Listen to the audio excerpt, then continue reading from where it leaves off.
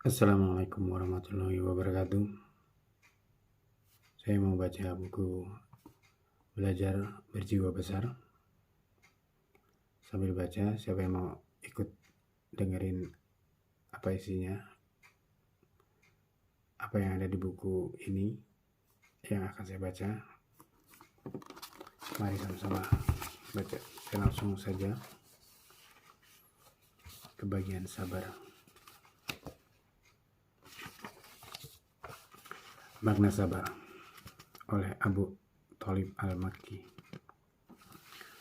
Disarikan dari Abu Thalib Al-Makki, Al-Qulub fi Muamalat Al-Mahbub wa was al-Tariq al-Murid ila Maqam al-Tauhid dari Kairo, Maktabar Dar al-Turats 2001.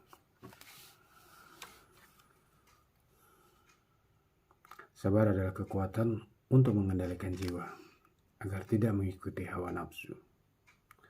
Sabar secara lebih lanjut berarti menjaga jiwa agar tetap fokus dalam perjuangan meraih ridha Allah Subhanahu wa Ta'ala.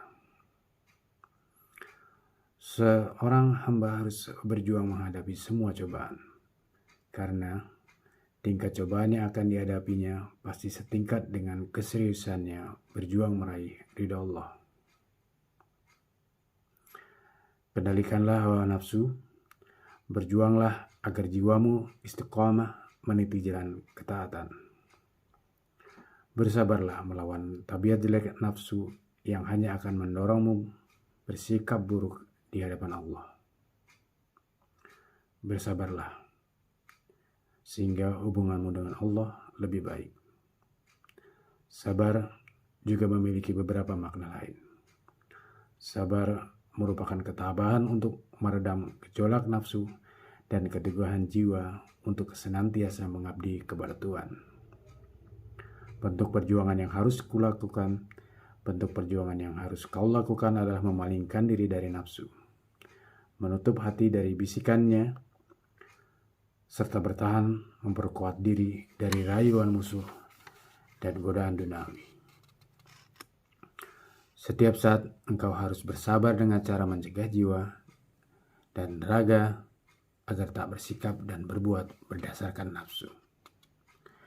Kesabaran juga berarti mengendalikan jiwa agar senantiasa berpijak dan menjalankan kebenaran, sehingga lidah, hati, dan segenap anggota tubuh berada di jalan yang benar.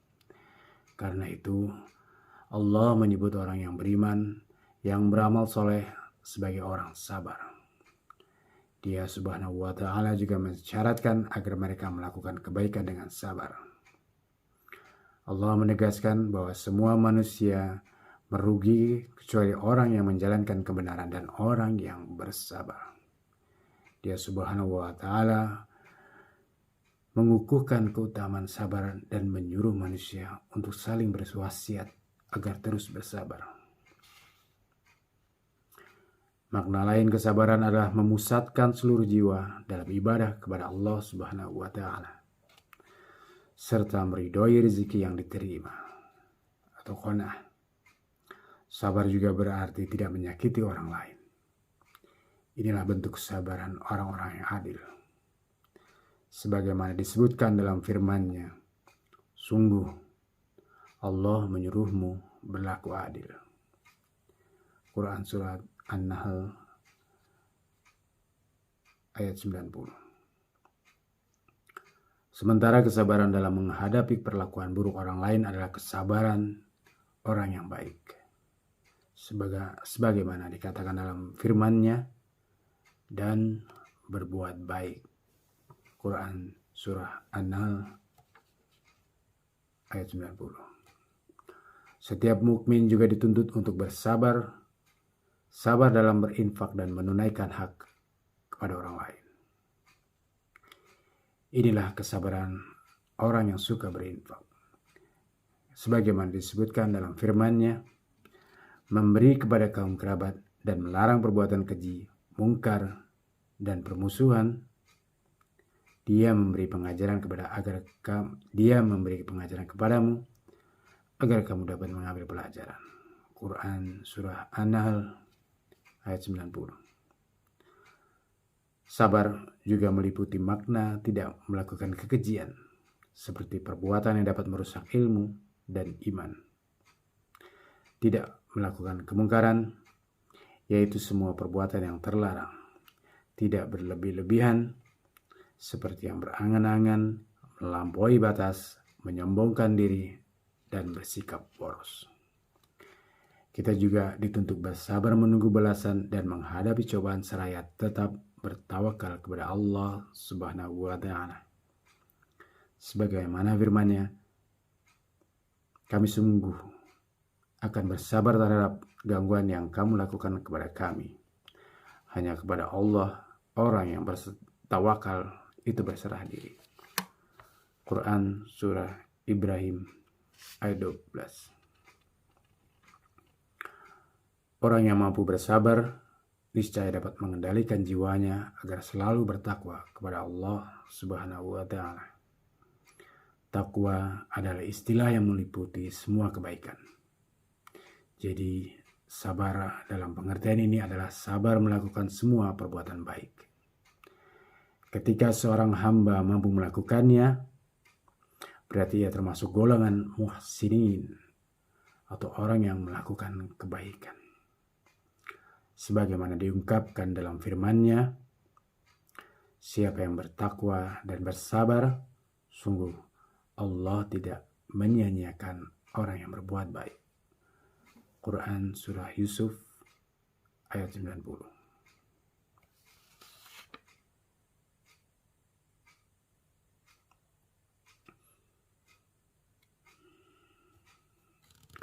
Bahkan ketika mendapat anugerah kesehatan, kita dituntut bersabar. Caranya adalah dengan tidak menggunakan kesehatan untuk melanggar larangan agama. Kita juga harus bersabar ketika mendapatkan harta, yaitu dengan tidak mempergunakannya untuk memenuhi nafsu.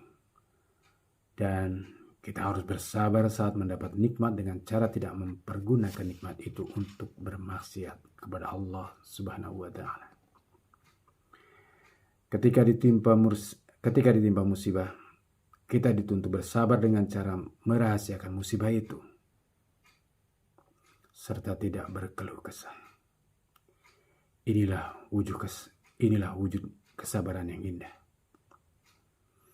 Orang sabar tidak akan mengeluh dan tidak akan menampakkan musibah yang dialaminya kepada orang lain.